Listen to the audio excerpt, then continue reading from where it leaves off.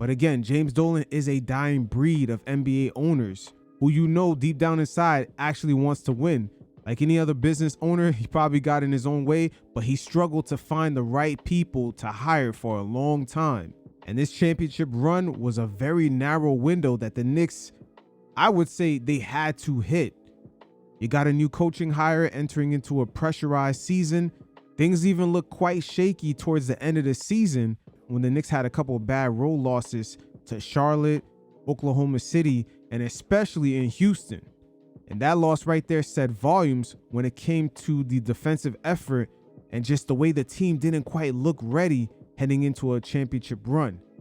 Later on into the same week, after the win against Chicago on April 3rd, James Dolan ended up coming down and speaking to the team directly on the importance of them just being locked in. Once again, you don't hear these type of things from NBA owners nowadays. The Buss family over there in LA, we knew their father set a standard about winning. James Dolan for years have been chasing that championship. But you look at the fact that the Lakers sold, the Celtics sold. There's new owners coming in with private equity and Saudi money. Their relationship as far as being owners of these teams are starting off quite different off rip. And a lot of these new owners are not in a position where they can fall in love with the team a certain kind of way. But check out James Dolan right here, as there is a moment that will be a relic of him just speaking to the team directly, as he felt the need to say something after some of their bad losses to end the season. And we got a lot of gems out of it, especially of why they moved off of Tom Thibodeau. You guys check it out. And I don't purport to know a whole ton about basketball, even though I've been doing it for 30 years. Not like you know, for sure. But I decided to come talk to you because I didn't want to miss the opportunity. I believe that this team can go all the way. And in my 30 years of doing this, I've never felt closer, right, to achieving that goal than right now. This team can win it all.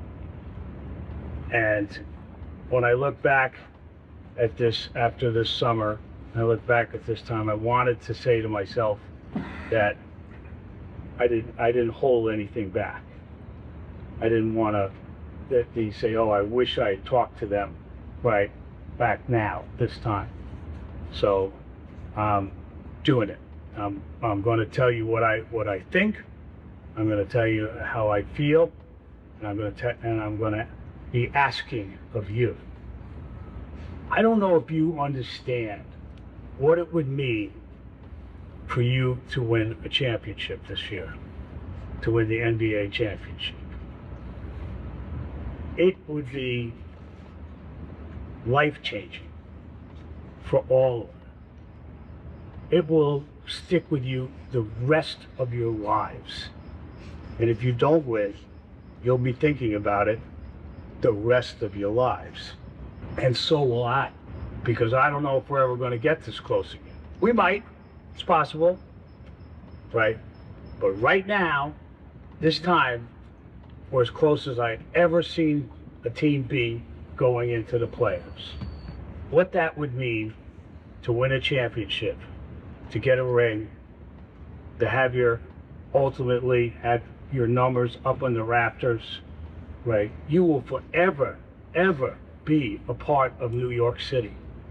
No matter where you go and what you do the rest of your lives, when people introduce you, even if you become the President of the United States, right? They'll start off with NBA champion 2026. I guarantee it. That will be, even if you don't want it, you won't be able to avoid it.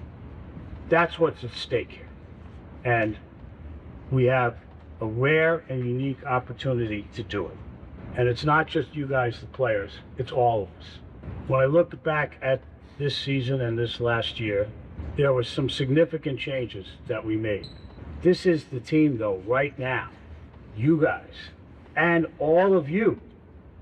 This is the team that we wanted, that Leon and I wanted on the floor now. You know, we made trades, right, that we will be criticized or have been criticized about.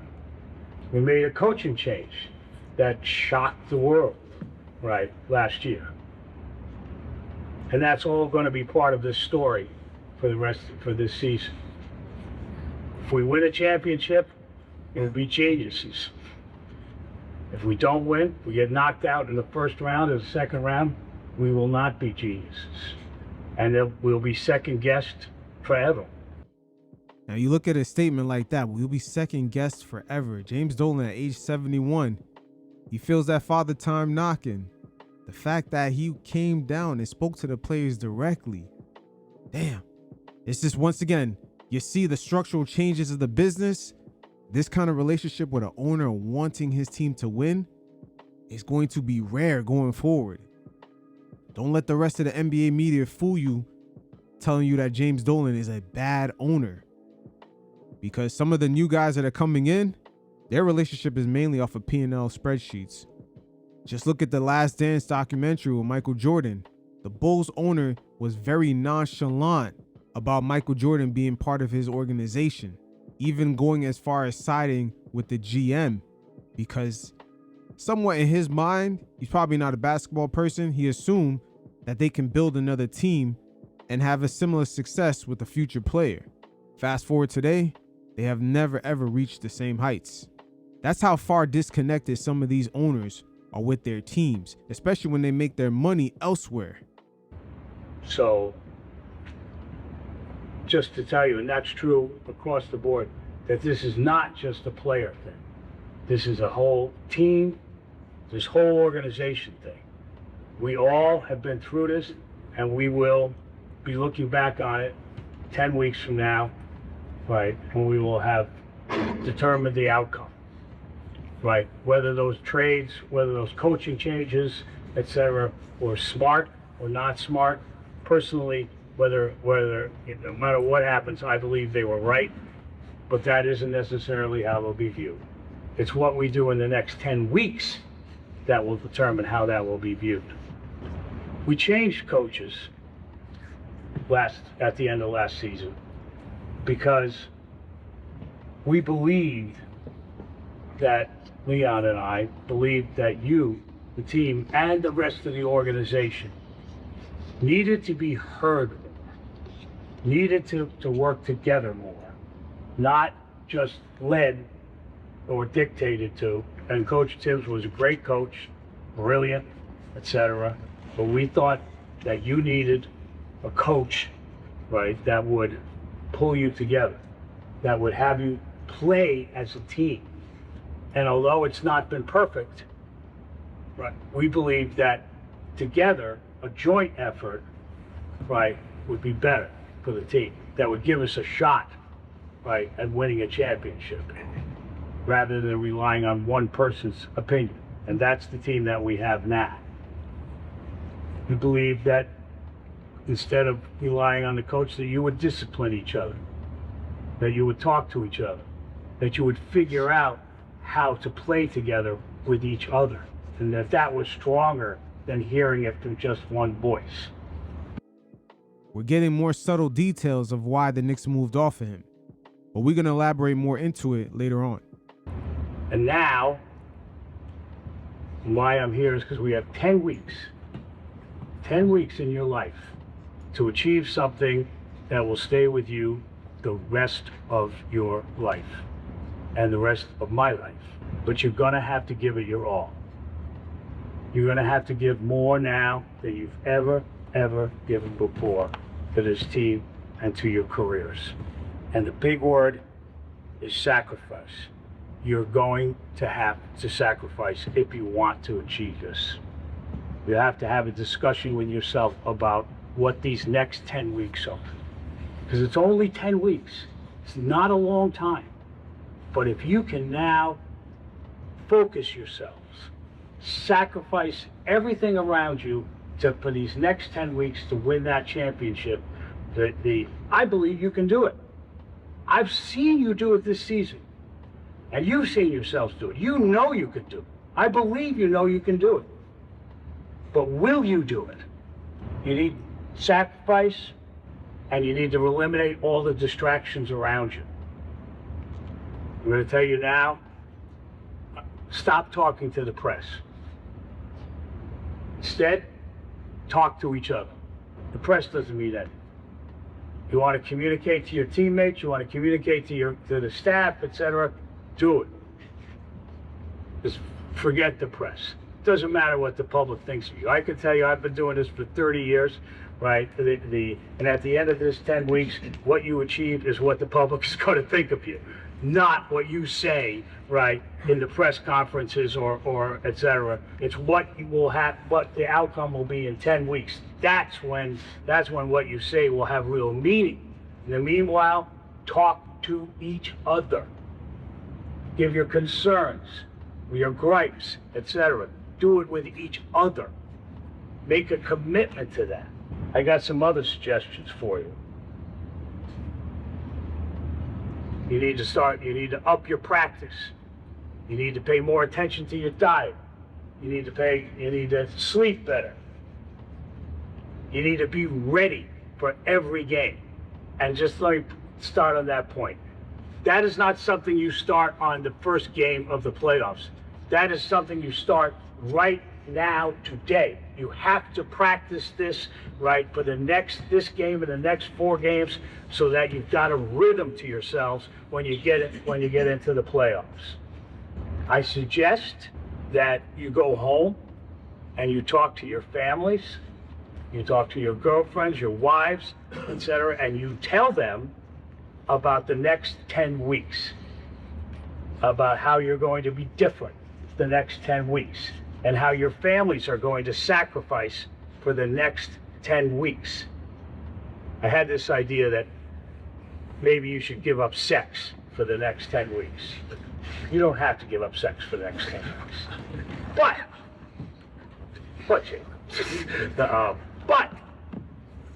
like Spartans, you know what Spartans are? Right? They denied themselves, right, so that they could have an edge. Get the edge. Go home, talk to your wives, tell them, don't tell them you're not going to have sex. Don't tell them it was my idea. But let them know what this is going to be like, what your commitment is going to be like, and how they're going to have to sacrifice too. Those concerns at home, they can't come on the court. They can't come into the practice. For the next 10 weeks, this has just got to be all about us and about how we play. It's not who we play, it's how we play. Because I believe this team can beat anybody in the NBA. We've already shown that we can. So it's not who we play, it's how we play. Once again, listen to the tone of James Dolan. This is a rare moment right here. As Mark Cuban early in the segment had elaborated, the previous owners did not like the way he had that close relationship with the players and just the overall team, the way he was on camera, the way he cared. He changed the perception around that relationship. And James Dolan, to a degree, he has that same passion. These are interesting times with these heavy analytical, let's tank a whole season on purpose starting in November. There's a major disconnect right there between a lot of these new owners, especially the tech bros, and that relationship with the fan base. They're not necessarily cultivating an environment to make sure the league is still having a next generation of fan bases down the line. Right now, us as the NBA viewing audience is experiencing this in real time because that transition is slowly happening right now, and private equity has no emotional ties to it unless there's profits being lost. That's the beautiful thing about sports. You see that there is a community aspect to it. You could look at the energy from all the watch parties. You need these things mixed in with the business side in order to cultivate what we have now with this whole NBA ecosystem. Within those watch parties, you see multiple generations of fans. And with a lot of these new entities coming into the NBA, they're not creating the same atmosphere. It's much more transactional. This is what Mark Cuban was referring to earlier in the segment. So when you go home and you talk to your brides and your significant others, I do want you to tell them one thing that I said. When we win the championship, right, we will get rings. And when we get rings, so will they. I will buy a ring for each one of your significant others. It's because their contribution is going to be very important to this team winning.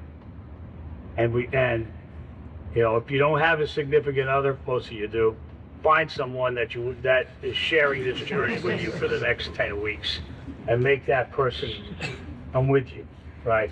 And we'll give that person a ring. We talked about the coach. I talked about Tibbs and how we did it last year, all right? How Tibbs led us last year. But now, this whole season, we've tried to have more of a team effort, more of a collective effort, etc. But now I need you to switch gears slightly, because your coach has the answers to what we need to do in order to win. So you have to take his guidance.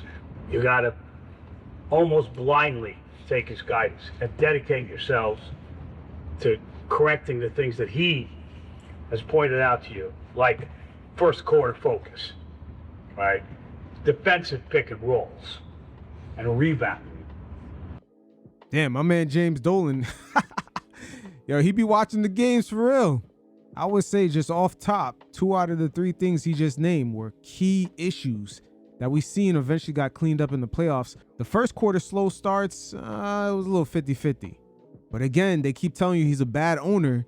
And as you can see, he is not only financially, but emotionally invested into the team. I know there are others, but I only 3. Okay. Fix those 3. The next 10 days, fix those 3 things as part of your focus.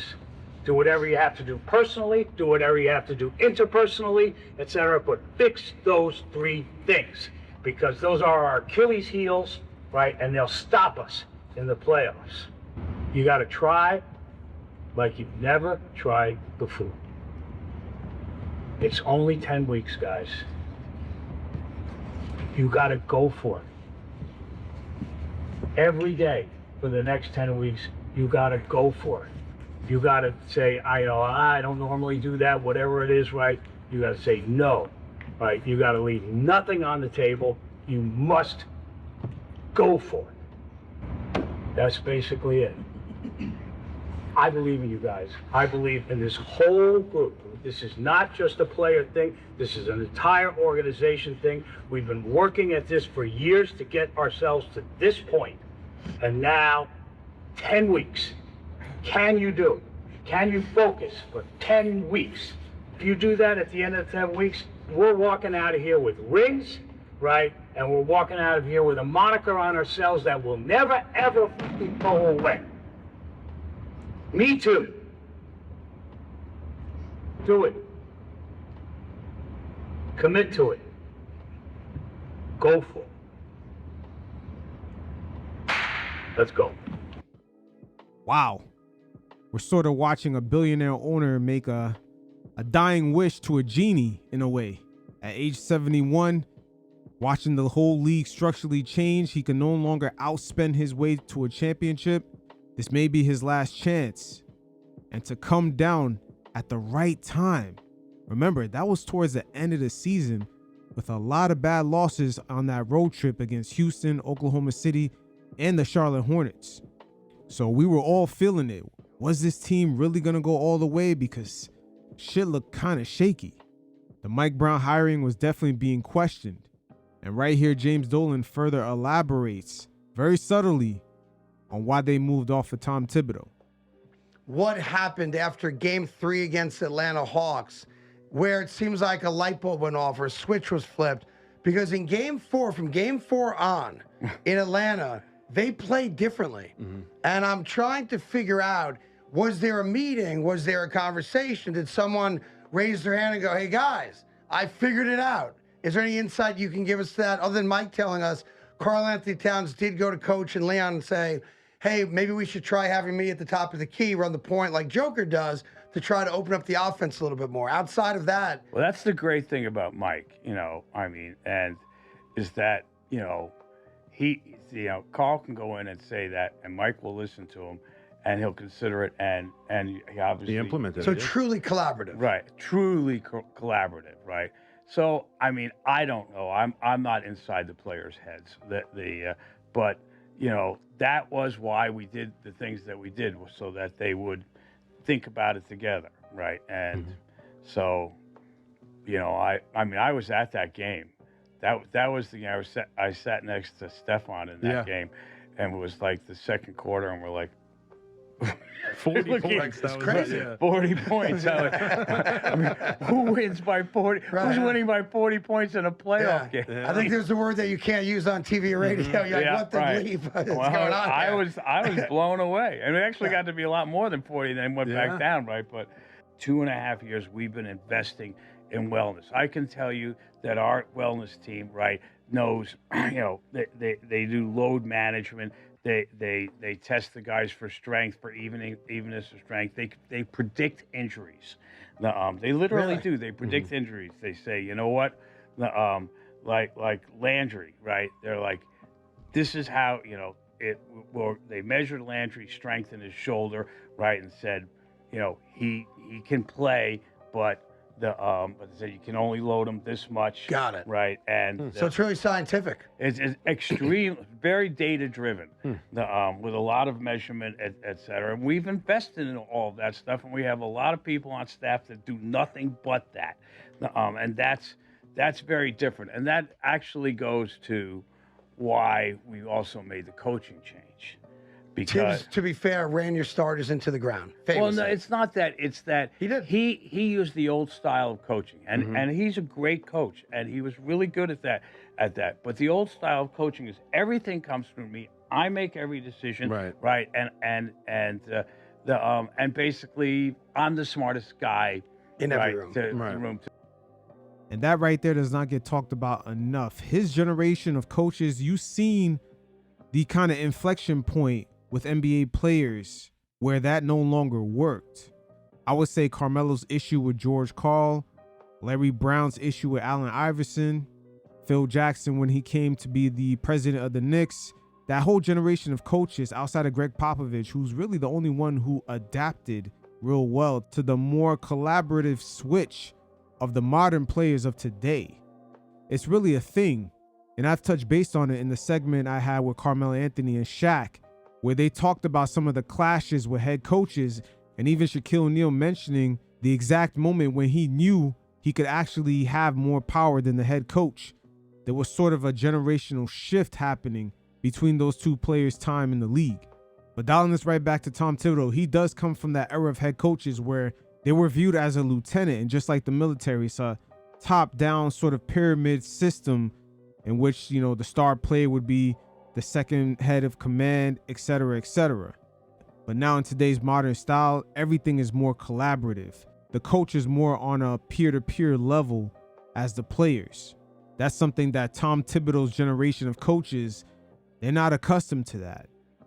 Again, I'll link a few segments in the description below because there was quite a few instances of clashes, even Carmelo Anthony talking about his Olympic trials with Amari Stoudemire and LeBron James with Larry Brown.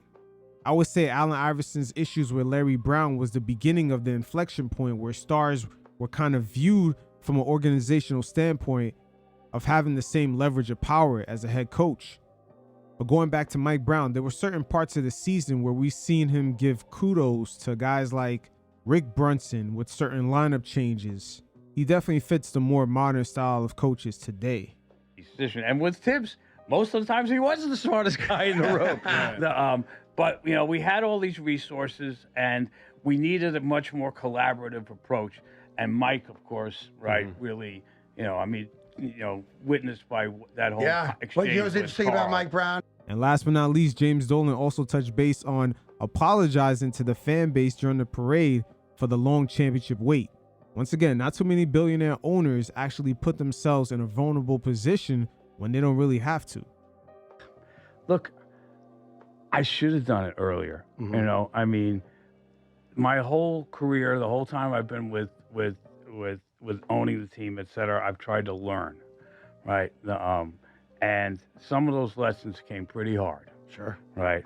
And I wish I was smarter or knew how to do it better, right? But I did finally, I mean, I can't say I've got it all figured out, but we did win a championship. Yes. Can't take it away from you.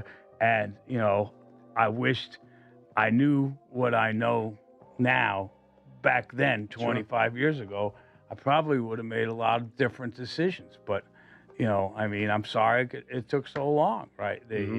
But I'm still here, and I got the knowledge, and we got Leon, and we got this team, and, you know, we won a championship, and now let's go do it again. Let's go do it again. So there you have it, James Dolan, one of the last relics of NBA owners who, you know, deep down inside, they're trying to win. And as this NBA ecosystem enters into, I would say, the streaming era, or just the tech/real estate space, we're about to see if the legacy franchises like the Lakers and Celtics and their brand new ownerships actually maintain them same characteristics that we have all known them for, which is winning, because that does come at a cost. Maintaining those winning standards is not a guarantee under these new ownerships, and it will change the way fans, owners, and even players interact with these organizations. Look at the alumni for the Knicks, the way guys have shown up, receiving love from the organization. That is rare. A lot of former Laker legends, they don't know what kind of relationship they're going to have with the organization going forward under that new ownership. Those things are not guaranteed, but we'll see how it plays out. We're definitely entering into a brand new landscape.